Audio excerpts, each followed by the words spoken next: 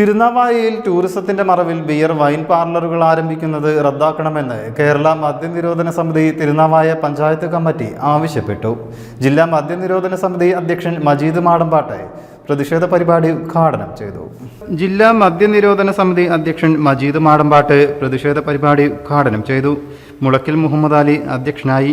പ്രാദേശിക ടൂറിസ്റ്റ് കേന്ദ്രങ്ങളുടെ പരിധിയിൽ കൂടി മദ്യം ഒഴുക്കാനുള്ള സർക്കാരിൻ്റെ നീക്കം അപകടകരമാണ്.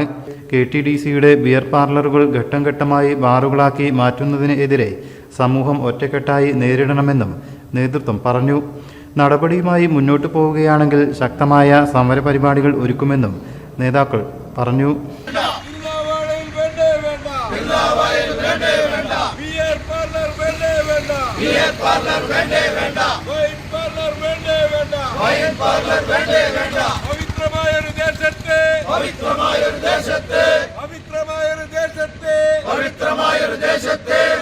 പ്രതിഷേധ പരിപാടിയിൽ വെച്ച് ജലീൽ വൈരങ്കോട് പ്രവർത്തന പദ്ധതികൾ വിശദീകരിച്ചു.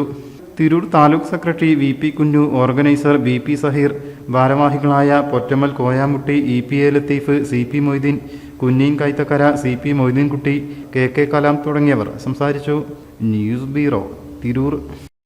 നമ്മുടെ കുബൂസ് അത് നമ്മുടെ ഗൾഫിൽ കിട്ടുണ്ടായിരുന്ന കുബൂസില്ലേ, നിനക്കിഷ്ടപ്പെട്ട ആ കുബൂസ്.